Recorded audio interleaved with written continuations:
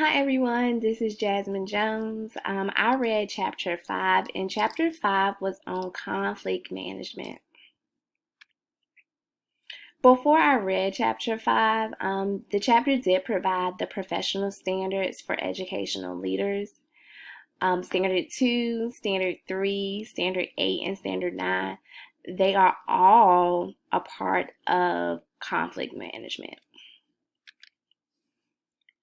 So, digging into the chapter, I learned that this chapter did provide a lot of insightful information on conflict management, but it did a great job with breaking the information up, such as the different types of conflicts, how to use proper conflict management techniques.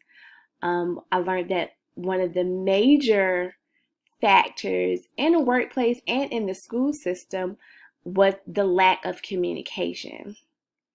Also, what conflict management refers to and how to prevent disagreements.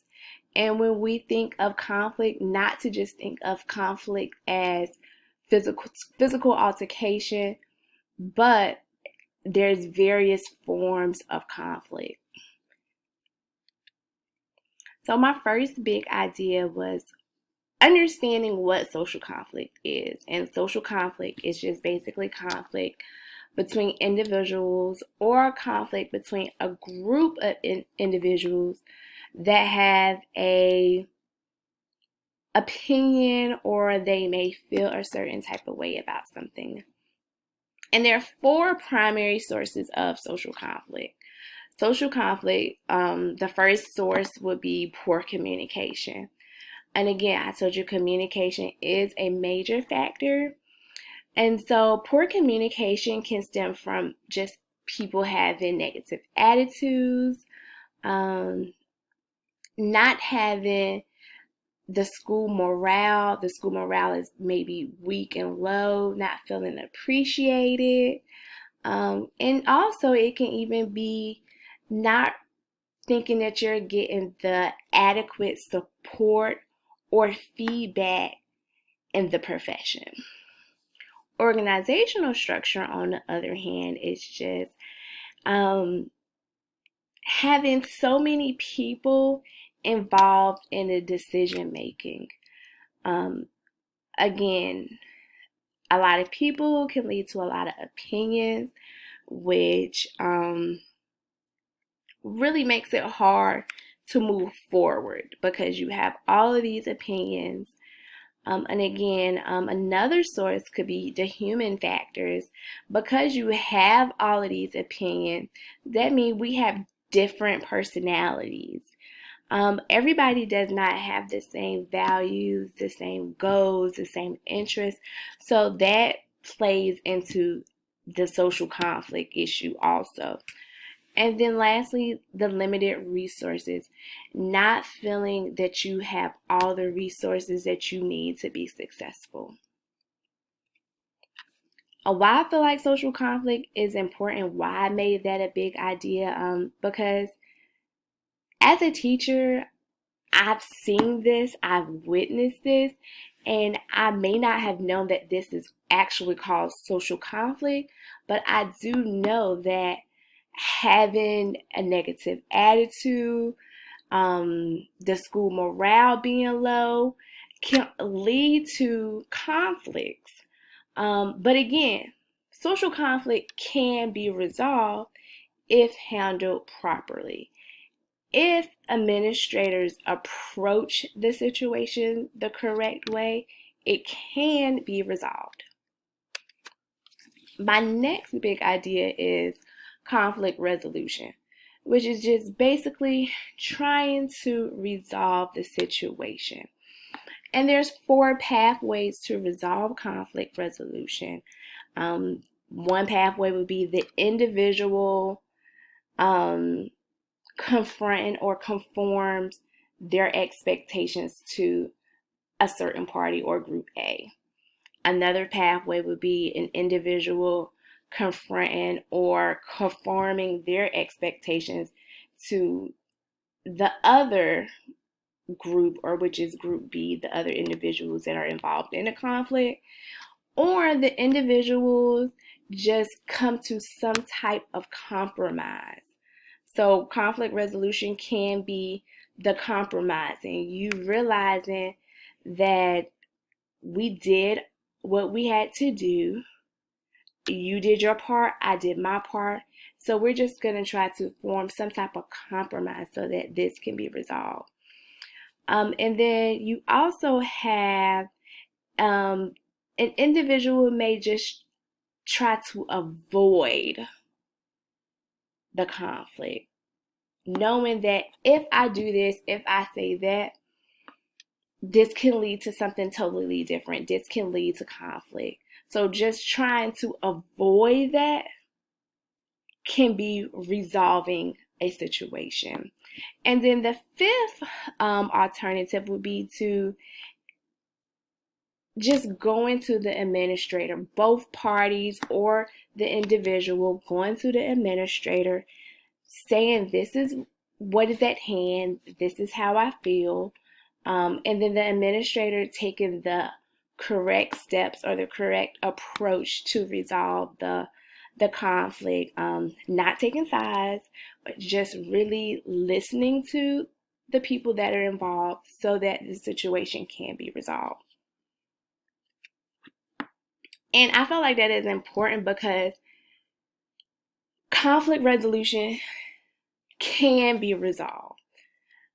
And administrators can resolve the conflict. Administrators go out of their way to resolve student issues. So administrators also need to take into consideration that I have to go in and make sure my staff is feeling comfortable. So I need to resolve any type of conflict that is going on. And so that it can be prevented. You do not want to go in and having students knowing that there is conflict going on, and so that is really hindering the student learning. So administrators should have the policy in place that if you feel a certain type of way or if you feel conflict is arising, we need to come together so that it can be resolved. And then just having the attitude of trying to resolve the conflict, not having the attitude or of that this cannot be resolved. So I think having a full understanding is very important so that it can be successful when a resolution is in place. And my final big idea would be the 4 approaches to conflict management. Approach 1 is cooperative approach. This is just basically understanding another person's views and or coming to a compromise. The next one would be the confirming approach, which is just basically making sure that you have that mutual respect for the individuals that are involved in the conflict. The third approach would be the competitive approach, the win-lose battle, meaning we have just realized that we are going to agree to disagree. No one is saying that they won a conflict. No one is saying that they lost the conflict. It's just a win-lose situation. We are going to agree to disagree. And then the avoidance approach would just be which means that I'm just going to avoid this situation. I'm just going to keep my thoughts, my feelings to myself because I don't want conflict to happen. So I'm just going to avoid it and I'm just going to just try to move on. I feel like this is important because if an administrator uses the cooperative and the confirming approach, conflict management is more successful. However, if the administrators go into using the competitive or the avoidance approach, conflict management would be ineffective because no one's trying to attempt to resolve the situation. You already have it in your mind that there's a win-lose situation. You're going to agree to disagree, or you're just trying to just avoid the situation at hand. You're just going to just move on, but you're still not resolving the issue. And if there's an issue, it should be resolved.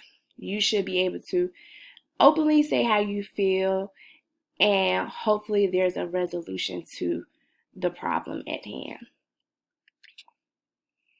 Now, the implications for school leaders for conflict management, first is just the positive impact is that it can be resolved.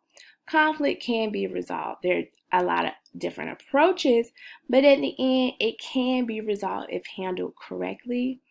And if handled correctly, that leads to people being able to trust. Trust is being built because they see, especially from an administrator standpoint, that you handle it correctly, you listen to both sides, you didn't take sides, and you address the situation accurately. No one is leaving feeling that it wasn't handled. Now, the negative aspect of it is that if not handled properly, it can create more problems because now people may want to get human resource involved because they feel like it wasn't handled. Then it may lead to physical altercation. There's a lot of different aspects of it because it wasn't handled correctly.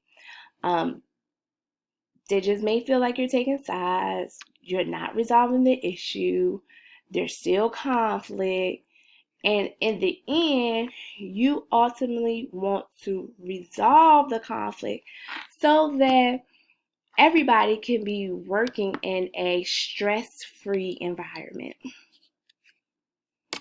Now, my discussing questions as I begin to conclude is, how do you feel you handle conflict? And my second question is, do you recall a time when conflict occurred at your school? Do you feel as if your administrator handled a conflict properly? Why or why not? Now, you don't have to go into details about that question because we know confidentiality is very important, but just state how you feel about the conflict and if you feel like your administrator handled the conflict properly. So thank you for listening to me. I hope you enjoyed this overview on Chapter 5 on conflict management.